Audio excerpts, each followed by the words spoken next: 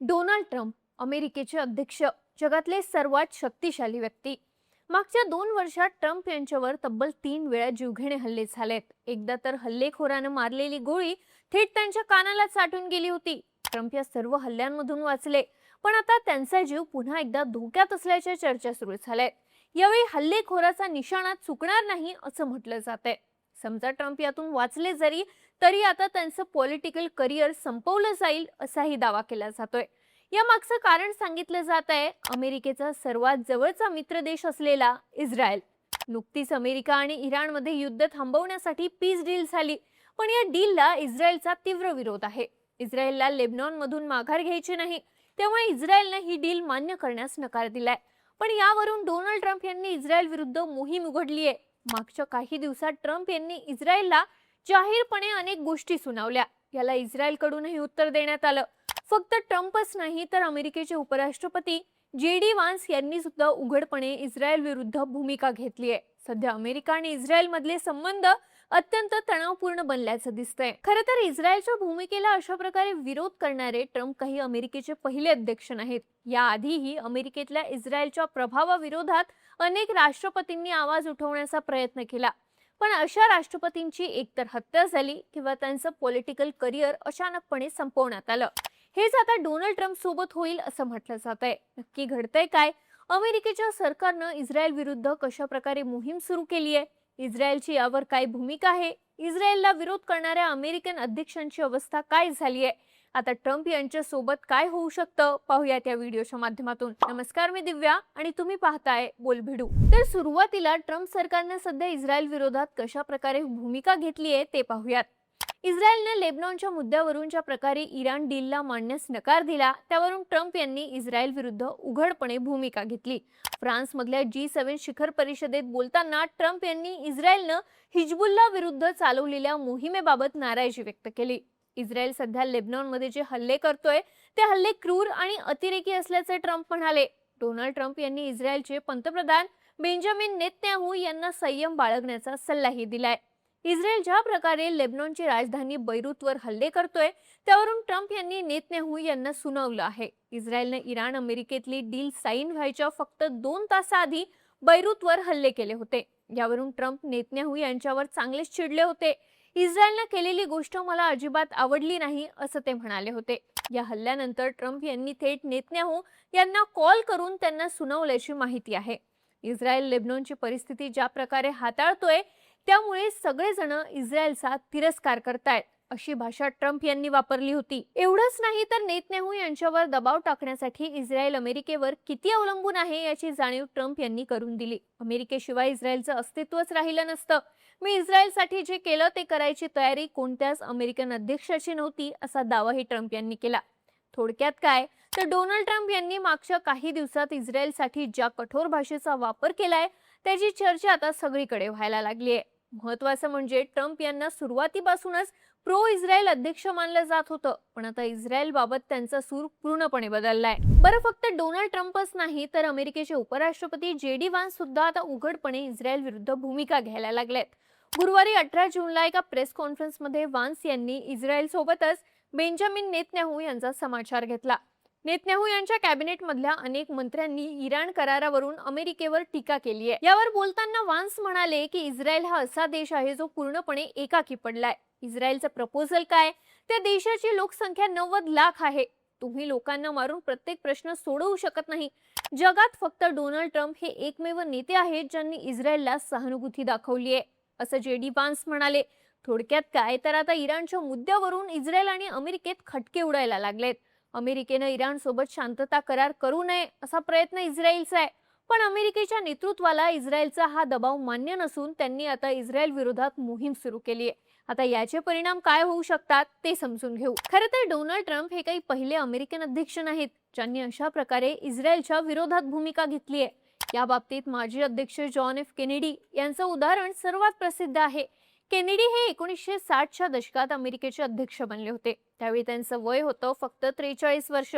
त्यांच्या नावे आजही अमेरिकेच्या सर्वात तरुण अध्यक्षांचा रेकॉर्ड आहे. पण केनेडी यांची 1963 साली भर दिवसा गोळ्या झाडून हत्या करण्यात आली. डी हार्वे ओसवाल्ड नावाच्या व्यक्तीनं केनेडी यांना ठार मारलं आता ओसवालनं असं का केलं याचा तपास सुरू असतानाच अटकेच्या 2 दिवसांनी ओसवालची पण हत्या झाली. जॅक रुबी नावाच्या व्यक्तीनं ओसवालला ठार मारलं. केनेडी यांच्या हत्येचा बदला घेण्यासाठी मी ओसवालला ठार मारल्याची कबुली रुबी यानं दिली. पण यामुळे झालं काय, तर ओसवालनं केनेडी यांची हत्या का केली याचं उत्तर कधीच मिळालं नाही. आजही याबाबत अनेक वेगवेगळे दावे केले जातात.